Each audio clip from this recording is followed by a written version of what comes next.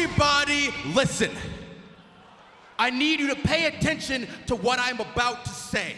The nation thing is the first thing that you pitched, but then I think you got on Twitter a few times and you would just angrily respond to people that dared to think this was the new nation of domination. Well, because from that perspective, knowing, that's the first thing that I said when I, like, the incarnation. But they didn't know this. Exactly. Exactly. If you've only seen what has been presented on this table, this smorgasbord of greatness, and then you're like, oh, nation. How dare you make that? Well, I don't know if it was great at the time. Well, to be honest, to me, it was all I had. Yeah, it had to be great. It was all I had. So I sat and thought about it for a few weeks, and that's when I realized this idea that we had in development, called the Plan. It was the People's Liberation of American Nationalism. It was me, E. Saxton, and Abe Washington. The New Day is kind of an evolved thought of that, but it was essentially people who were not happy with their position in the company and wanted more from themselves and from their job. And so that's when I went and talked to E about it, and we kind of shot a bunch of different things and pre-tapes and kicking back and forth ideas, and that's when it really hit me. Like, none of this is really clicking. None of it is really working. And I was like, I think we need a third person for this to actually work.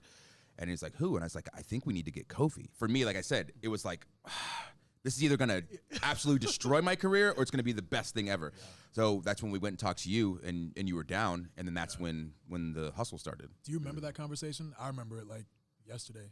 I was sitting on a crate, and then when you guys came up and you started having the conversation with me, everything just like kind of clicked, because that was what I wanted. That was the change that I was looking for, and Sorry, I don't mean to like cut you off. No. I just got like a flashback of it, like me sitting on that crate and you guys both coming up to me and explaining this whole idea, and then just like, yeah, we can make this work. You know. To backtrack a little bit, you talked about your handicap match with R-Truth against Rusev. That was Extreme Rules 2014. Jeez. And yeah, it's shocking. And the only reason I remember that is because that was the same night that I dropped the IC title to Wade Barrett. So the pieces really aligned for me. And that same day, I was actually told by Road Dogg that morning, I think the day of, that, hey, you need to get into pre-tapes and work on some stuff, because it seemed like they liked me, but essentially the message was, we have nothing for you, and you're pretty much on your own. So you need to get in there and just try some stuff.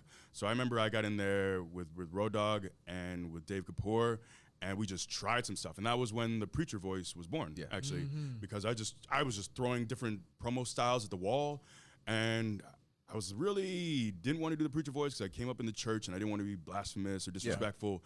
But I said, I just got to try something here. And I actually told Road Dogg that, look, hey, I don't want this to be disrespectful by any means, but this is something that I was raised in. This is something I know.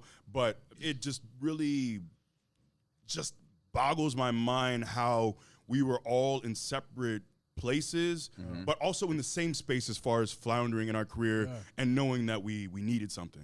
Do you want more? Of course you do. Subscribe wherever you get your podcasts and feel the power. Bang!